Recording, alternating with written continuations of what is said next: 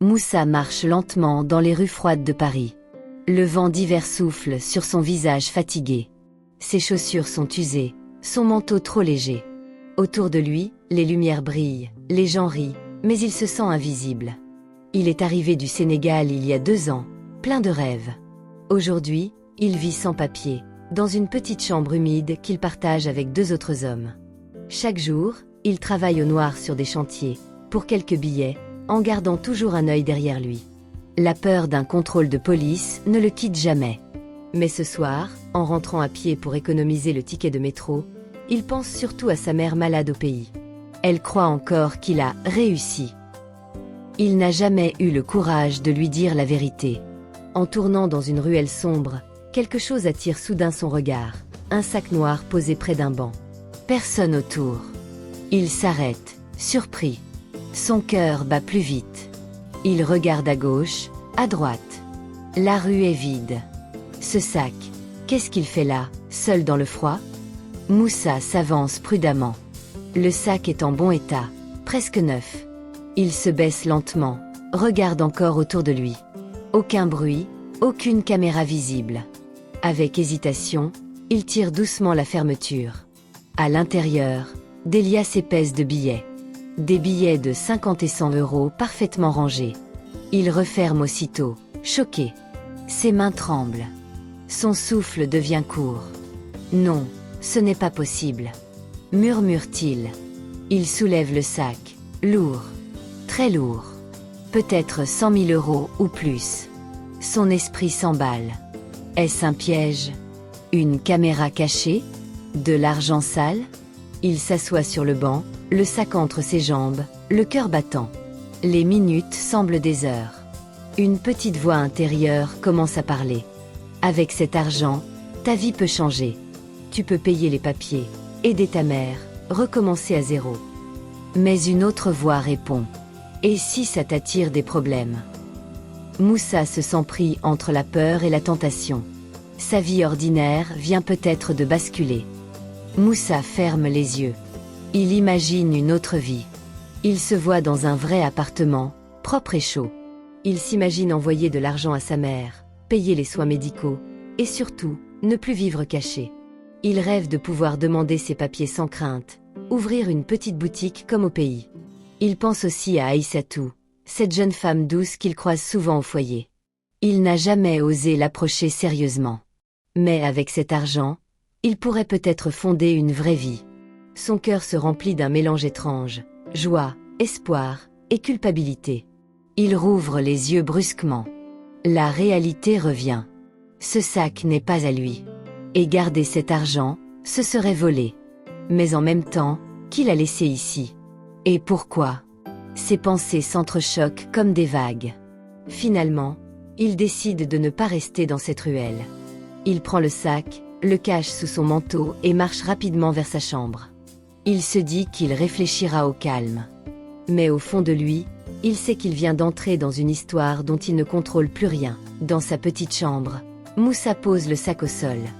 Il ferme la porte à clé, baisse les rideaux. Le silence est lourd. Il s'assoit face au sac. Son regard ne le quitte plus. Il l'observe comme un objet dangereux. Il n'ose même pas le rouvrir. Les heures passent. Impossible de dormir. Dans sa tête, les chiffres tournent sans arrêt. 50 000, 100 000, peut-être plus. Avec une telle somme, tout peut changer. Mais une autre pensée surgit. Et si cet argent appartient à des criminels? Et s'ils viennent le chercher? Chaque bruit dans le couloir le fait sursauter. Même un simple coup de vent semble menaçant. Vers 3 heures du matin, Moussa est encore éveillé. Ses yeux sont rouges. Son cœur est lourd. Il comprend qu'il ne peut pas garder le sac éternellement. Mais il ne sait toujours pas quoi faire. Cette nuit-là, le sommeil l'abandonne complètement. Ce n'est plus un simple sac. C'est un choix immense, posé au milieu de sa vie. Le lendemain, Moussa décide de demander conseil. Pas à n'importe qui, à 2 personnes en qui il a un peu confiance. Il commence par Aliou, un ami sénégalais rencontré sur les chantiers. Quand Moussa lui raconte l'histoire sans trop de détails, Aliou éclate de rire. « Frère, garde cet argent. C'est une bénédiction, pas un crime. Tu souffres depuis trop longtemps. Dieu t'envoie une chance. Moussa reste silencieux.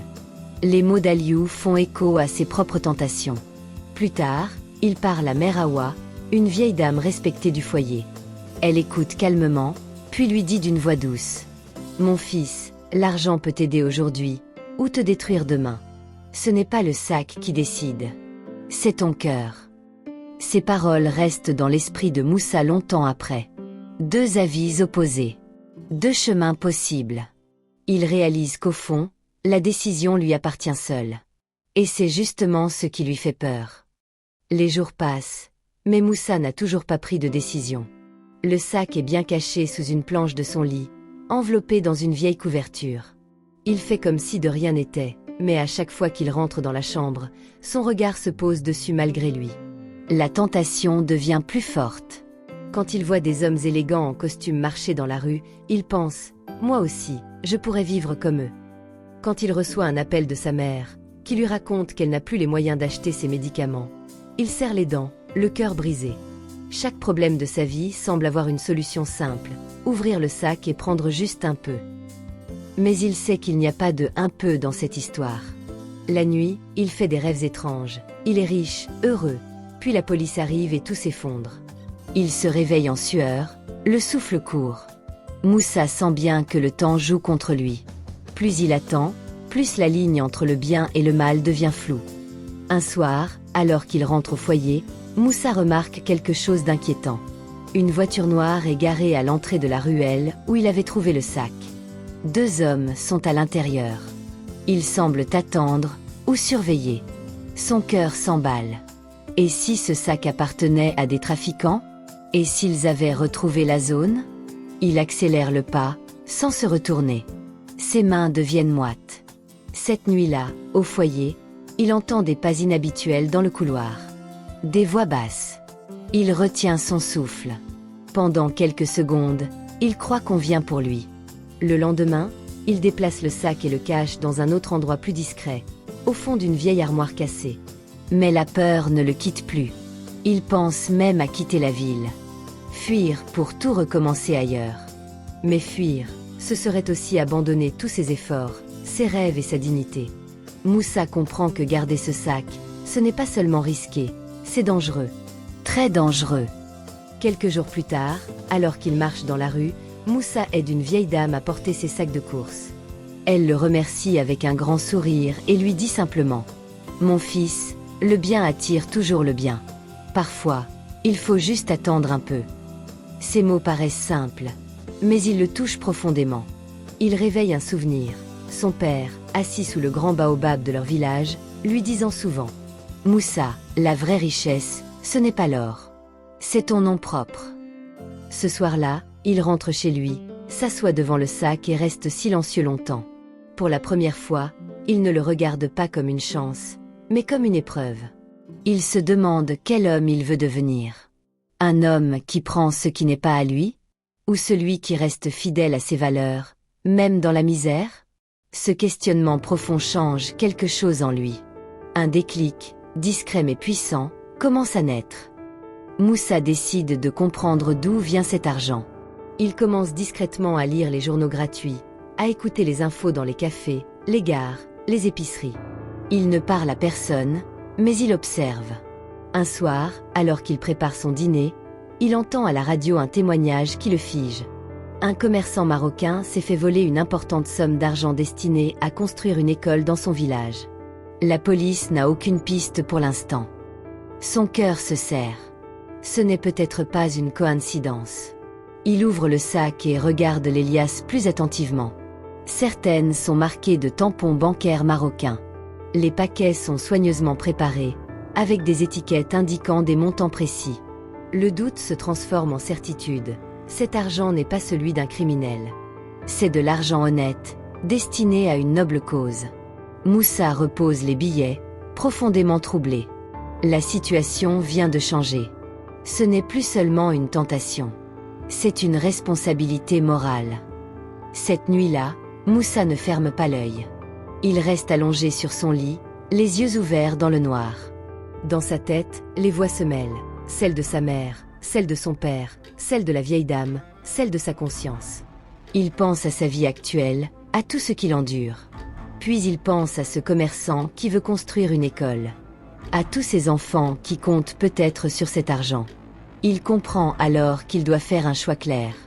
Pas demain. Pas plus tard. Maintenant.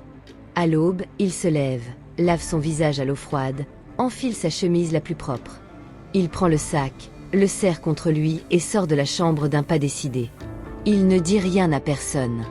Il marche longtemps, le cœur lourd mais étrangement calme. Le destin l'attend quelque part aujourd'hui. Et il le sait. Moussa pousse la porte d'un petit commissariat de quartier. Ses jambes tremblent légèrement. À l'accueil, un policier le regarde avec méfiance. « Bonjour, je veux rendre ce sac. Je l'ai trouvé dans la rue. » Il dépose le sac sur le comptoir. Les policiers l'ouvrent, stupéfaits. Rapidement, plusieurs agents arrivent, l'interrogent longuement. Moussa raconte tout, sans mensonge. Quelques heures plus tard, le commerçant est appelé. Lorsqu'il voit le sac, il fond en larmes. C'est un miracle. Cet argent devait servir à construire une école. Merci, mon frère, merci. Moussa baisse les yeux, ému. Il n'a jamais ressenti une paix intérieure aussi profonde. Dans la pièce, tout le monde le regarde différemment. Non plus comme un immigré sans papier, mais comme un homme honnête, courageux. L'histoire de Moussa fait le tour des médias locaux. Les gens sont touchés par son geste exceptionnel. Un sans-papier qui rend une fortune sans rien demander, ce n'est pas courant. Grâce au témoignage du commerçant et au soutien de plusieurs associations, Moussa obtient une régularisation exceptionnelle pour acte de probité exemplaire. Quelques semaines plus tard, il trouve un vrai travail. Il envoie de l'argent à sa mère, légalement cette fois. Il commence une nouvelle vie, avec fierté et dignité. Un soir, il repasse dans la ruelle où tout a commencé. Le banc est toujours là. Il s'assoit un moment et sourit doucement. Ce soir-là, il comprend que la vraie richesse, ce n'est pas ce qu'on trouve, c'est ce qu'on choisit de faire avec ce qu'on trouve. Son histoire est devenue une leçon. Et surtout, elle a changé sa vie.